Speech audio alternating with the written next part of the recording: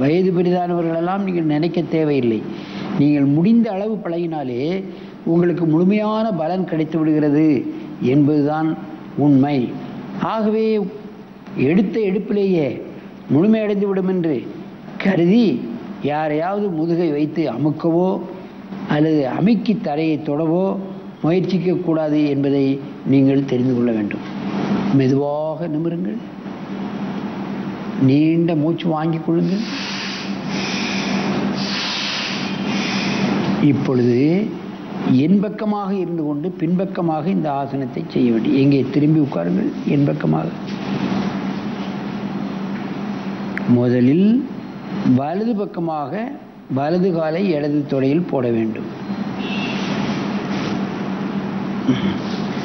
மெதுவாக அப்படியே காலை பிடித்து கொண்டு முன்னால் குனியுங்கள். உடம்பை நீட்டி குனிய வேண்டும். சாதாரண மூச்சில் இருக்க வேண்டும். வயிற்றை குறைக்கும், வயிற்று சதையை குறைக்கும், தொடை சதையை குறைக்கும். இவைகளெல்லாம் இந்த இலகுவான ஆசனத்தில் நாம் கிடைக்கக்கூடிய அதிகப்படியான பலன்கள் என்பதை தெரிந்து கொள்ள வேண்டும். 20 எண்ணிக்கை, ஒரு 5 முறை 10 முறை இந்த ஆசனத்தை மட்டும் செய்துவிட்டே போய்விடலாம். உடல் குலையும் தன்மை அடைந்துவிடும். டென்ஷன், பிரஷர், தூக்கமின்மை இவைகளெல்லாம் ஆசனத்தின் மூலமாக முழுமையாக நீக்கிவிடுகிறது. மெதுவாக நிமிருங்கள், நீண்ட மூச்சு இழுத்துக் கொள்ளுங்கள்.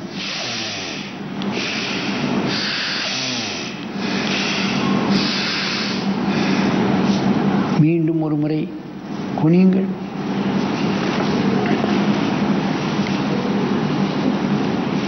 இது போன்ற ஆசனங்களை 2 மூட்டும் ஒன்று போல வந்துட்டுதுன்னா இதுக்கு பேர் கோமுக ஆசனம்.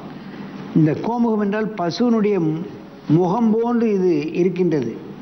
பசு மாதிரி கோமுக பசுமுக ஆசனம். காலை இப்படி இழுத்து கொண்டு மெதுவாக குனிய வேண்டும். ஒரு 20 எண்ணிக்கை. ஜீரண கருவிகள் அமைக்கப்படுகின்றன, அவைகள் சரியாக இயங்க வைக்கப்படுகின்றன. வயிற்றிலிருந்து தான் நிறைய நோய்கள் வருகின்றது. மெதுவாக நிமிருங்கள், நன்றாக மூச்சை இழுத்துக் கொள்ளுங்கள்.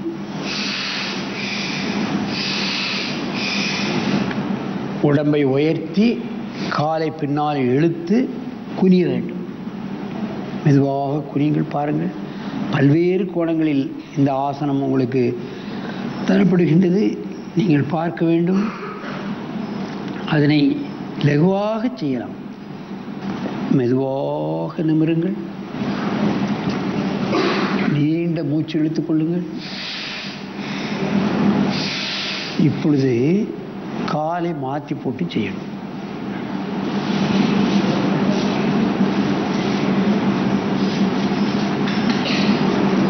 நிமிர்ந்து மெதுவாக குனியுங்கள்.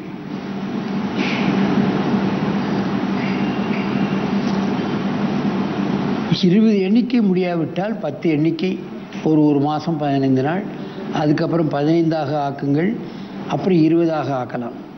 20 எண்ணிக்கைக்கு மேல் செய்யணுங்கிற அவசியமில்லை. ஆரம்ப கட்டத்தில் எவ்வளவு நேரம் இருக்க முடியுமோ அவ்வளவு நேரம் இருந்தால் போதுமானது. அதிகப்படியான நேரம் செய்தால்தான் அதிகப்படியான பலன் கிடைக்கும் என்பது அல்ல. தினமும் செய்ய வேண்டும். ஒரு 5 நிமிடம் 10 நிமிடம். மெதுவாக நிமிருங்கள், நீண்ட மூச்சு இழுத்துக் கொள்ளுங்கள். இப்பொழுது காலை மாற்றி போட்டு செய்யுங்கள்.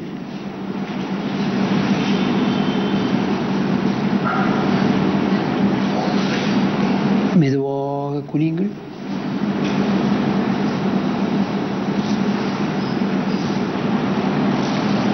மெதுவாக நிமிருங்கள், நன்றாக மூச்சை இழுத்துக் கொள்ளுங்கள்.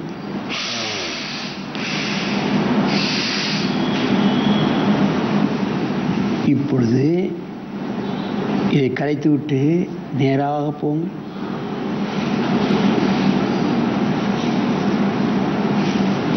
மீண்டும் ஒரு முறை வலது காலை தூக்கி போட்டு செய்யுங்கள். நேராக இருக்க வேண்டும், நேராக இருக்க வேண்டும்.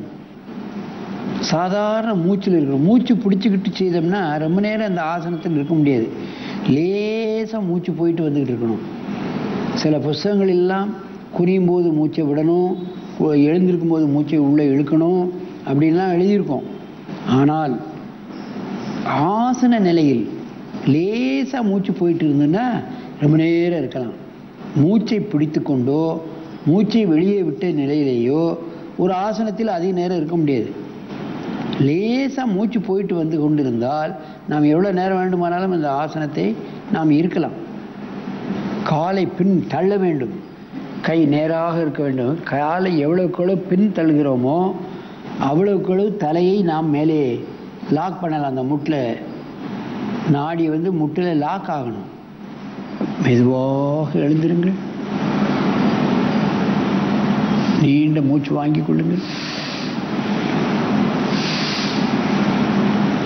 காலை மாற்றி போடுங்கள்.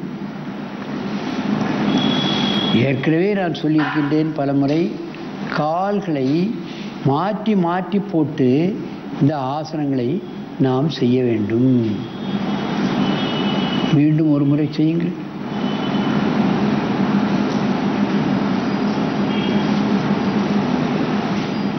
நிமிர்ந்து மூச்சு வாங்கிக் கொள்ளுங்கள். நேராக நிமிருங்கள். நன்றாக மூச்சு வாங்கிக் கொள்ளுங்கள்.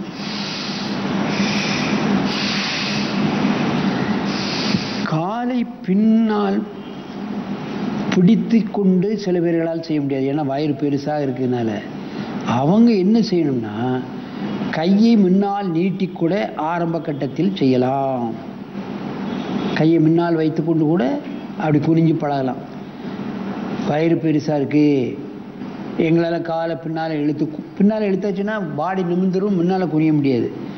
அவங்க என்ன பண்ணணும், இந்த மாதிரி கையை முன்னால் வைத்து கூட தலையை மடக்கி ஆரம்பத்தில் உண்டானவங்க செய்தால் கொஞ்ச நாள்லேயே காலை பின்னால் பிடித்து கொண்டு செய்யக்கூடிய தகுதி, அந்த ஃப்ளெக்சிபிலிட்டி, அந்த வளையும் தன்மை இவங்களுக்கு வந்துவிடும். நிமிருங்க. நன்றாக மூச்சை இழுத்துக் கொள்ளுங்கள். இப்பொழுது காலை மாற்றி போடுங்கள். மாற்றி மாற்றி காலை போடுகின்ற காரணத்தினால்தான் பந்து கிண்ண முட்டு கரண்டை முட்டு இவைகளெல்லாம் நன்றாக இலக்கம் கொடுத்து வளையும் தன்மை வந்துவிடும். முன்னாலே குனியுங்கள். கையை முன்னால் வைத்து எவ்வளவு கையை முன்னால் நீட்ட முடியுமோ நீட்டி தலையை முன்னால் குனிய வேண்டும். பாருங்கள், லகுவாக செய்யலாம். காலை பிடித்து கொண்டு செய்தாலும் கையை முன்னால் நீட்டிக்கொண்டு செய்தாலும் ஒரே பலன்தான். நிமிருங்கள். பத்மாசனத்துக்கு வாருங்கள். என் அருமை பெரியோர்களே, தாய்மார்களே, இவைகளெல்லாம் சின்ன சின்ன ஆசனங்கள். இவைகளையே செய்தாலே போதுமானது. இதுபோன்ற சின்ன சின்ன ஆசனங்கள் தான் குழந்தைகளுக்கு கற்றுத்தர வேண்டும். கடினமான ஆசனங்களை குழந்தைகளுக்கு கற்றுத்தந்தால் மேல்வரி வந்துடும். ஆசனம்னாலே கூப்பிட்டா ஓட ஆரம்பிச்சிடும். அதனால் சின்ன சின்ன ஆசனங்களை நாம் செய்ய வைத்து அப்புறம் பெரிய கொஞ்சம் கடினமான ஆசனங்களை கற்றுக் கொடுத்தால் அவர்கள் அற்புதமான பல கடினமான ஆசனங்களெல்லாம் செய்யக்கூடிய தகுதி அவர்களுக்கு பெற்றுவிடும். என் அருமை பெரியோர்களே, தாய்மார்களே, இது போன்ற ஆசனங்களை சிறுவயது முதல் நமது குழந்தைகளை பழக வைத்து இந்த நாட்டின் எதிர்கால செல்வங்களாக நீங்கள் அவர்களை மாற்ற வேண்டும் என்று கேட்டு உங்களிடமிருந்து விடைபெறுவது ஆசனம் ஆண்டியப்பன். வணக்கம். பல்லாண்டு வாழ்ந்திட இயற்கையோடு